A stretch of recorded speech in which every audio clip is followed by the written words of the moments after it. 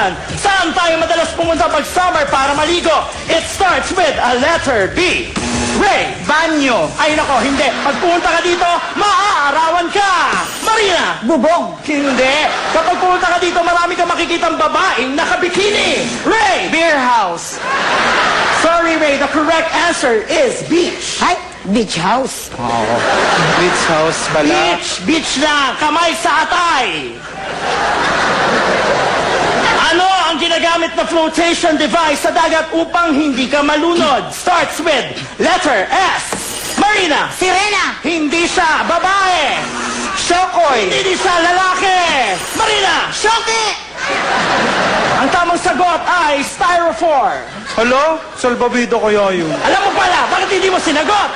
Eh di sana sinabi mo sa, hindi S. O nga.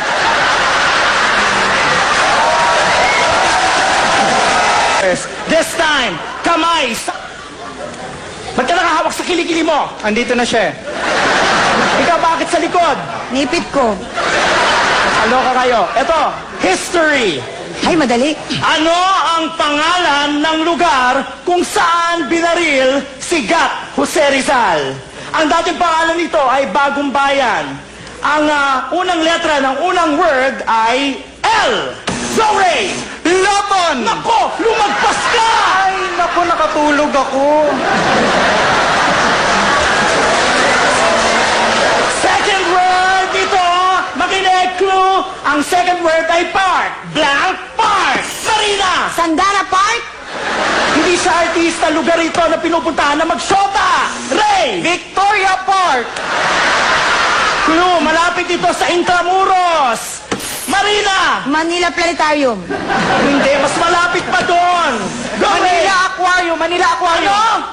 Manila Aquarium! Lumapit ka pa! Manila Aquarium! Hindi ko sinabing lumapit. Ano ka ba? Hindi ko sinabing lumapit ka. Go, Marina! Still! Manila Aquarium. Ba't ka lumalayo? Manila Aquarium. Bakit ka layo-layo mo? Ah, hindi malapit eh. Bumalik ka dito eh. Disqualified kita. Ano ba yan? Diyos ko, para kayong mga walang alam. Nakakaloka kayo. Last clue, makinig. Pag pumunta ka dito, makikita mo si Jose Rizal. Ray, go! Ano yan? Ano? Lu... Ay, di niya alam. Alam Ay, ko. naku, mahula. Lu! Di niya. Alam ko yan. Alam ko yan. Naku, Ray, naku, malapit na matapos yung time. Ano? Lu... Ay, sayang! Sayang, Lu! Go! Marina for the steal! Lu! Nakikita si Jose Rizal, Lu! Go! Lumang piso.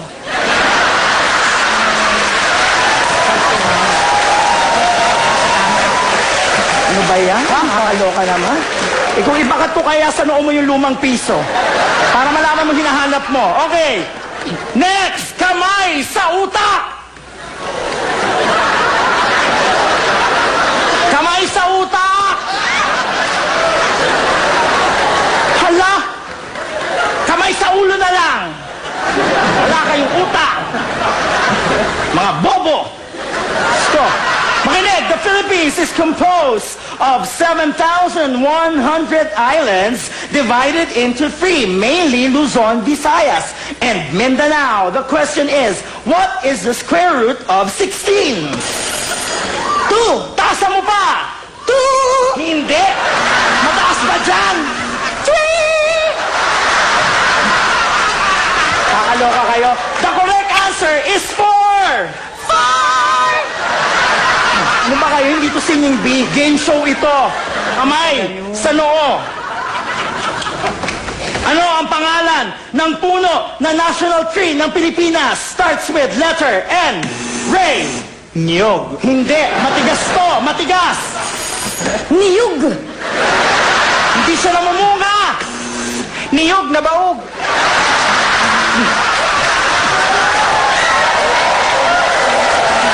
Ano ba yan? Matigas, hindi namumunga. Tapos, nakikita lang ito sa mga virgin forest. Go, Marina! Virgin coconut oil. Puno nga, puno! Ano? Virgin coconut tree. Puno to, puno na malaking malaki. Sa sobrang laki nito, kapag pumunta ka sa ilalim, pwede kang magpalamig. Go! Ice buko. The correct answer is Nara. Kamay sa talampakan. Nara flavor. Oo, sarap yun. Paano kami pipindot kung dito ang kamay namin? Oo nga, di ihampas niyo yung ulo niyo. Total, wala namang utak yan. Nakakaloka kayo. Ano ito? Hay, makinig! Trivia tayo, kilalang ibon na kapangalan ng isang artistang may apelidong Valdez. Ang ibon na to ay ang national bird din ng Pilipinas. Starts with letter M. Ray. Manok. Hindi. M ang simula, A ang dulo. Ano? Manok ka. Kulay brown ito. Kulay brown. Ano? Litson manoka. Hindi. Ano ka ba? Brown ito na maliit na maliit. Go! Chicken cubes. Maliit na brown na may pakpak. Chicken cube with wings. At kailan pa nilagay sa pantry ang chicken cubes? Ay, suot ko ngayon. Ayan, Ito. ako naman. Ito sasabihin ko ang tamang sagot. Makinig lahat.